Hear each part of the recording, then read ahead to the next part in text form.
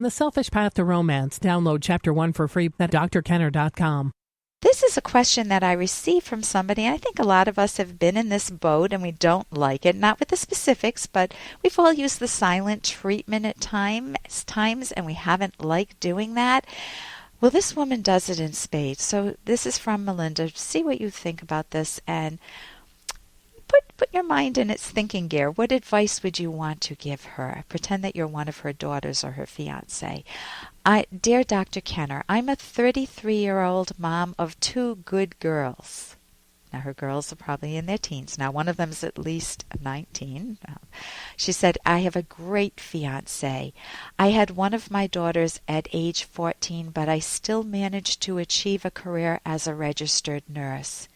My problem is that I'm always unhappy. I seem to blow up over stupid things. Sometimes I start an argument with my poor fiancé just to feel good and vent my unhappiness. I hold grudges easily. I have frequent mood swings. I can be mad for days or give someone the silent treatment without a care. I don't want to live like this. Do you have any advice? Melinda, I have lots of advice. And the first is, if I imagine myself as your fiancé, and there are things that I love about you, because otherwise I wouldn't be your fiancé. I wouldn't have continued dating you. I would have ditched you after our first date. Or if I think of your girls, you have a 19-year-old, you probably have another teenager. And I think of what a mom I have. You know, she raised me at the age of 14, way too young to be bearing children.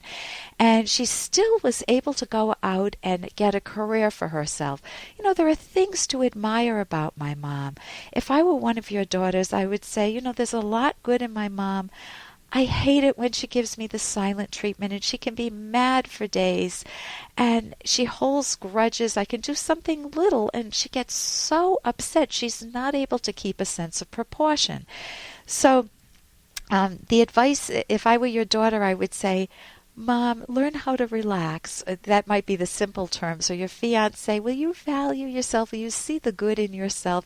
And I think that's where it needs to begin. I think when people have this chronic unhappiness, first you need to identify, why am I always unhappy? You've got several emotions. You've got that you're unhappy and that you're angry. You blow up. Let's just take those two.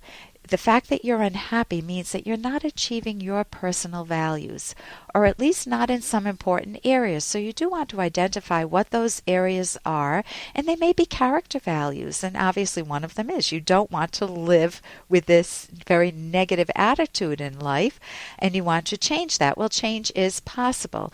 So if you could translate your unhappiness into words, let it speak. Sit down with paper and a pen and just uncensored, let that unhappiness talk. You will hit some profound emotions. That's good.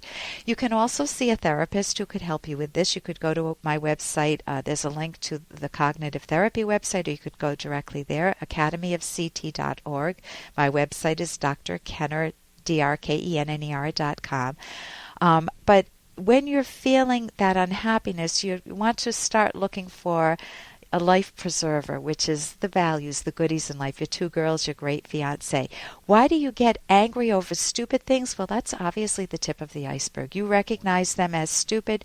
You don't want them to affect you the way they do. And your old coping strategy was spewing. You would just spew on people to, in quotes, feel good. You'd yell, you'd get angry at your fiancé, you'd get angry at your kids. You need to get under that anger and find out what you feel is not fair, big time not fair. Maybe having a kid at the age of 14 you've been carrying that for a long time, and you need to process that in therapy. You do need to know that change is possible. First, you need to recognize the pattern and to know why it's not, to understand it without beating up on yourself like a scientist, and to figure out how to change it. You learn better coping strategies, and then you practice them. And have your fiancé give you some feedback too, supportively. There's a book, Changing for Good, on my website, drkenner.com. I'm Dr. Ellen Kenner on the rational basis of happiness.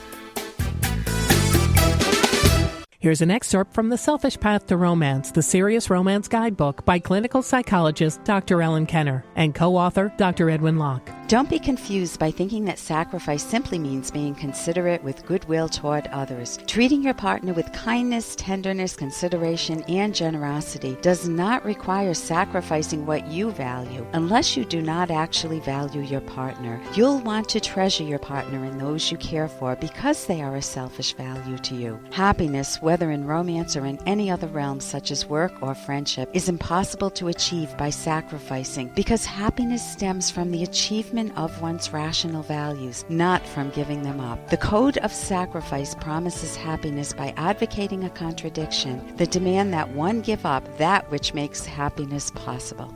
You can download Chapter 1 for free by going to drkenner.com. And you can buy The Selfish Path to Romance at amazon.com.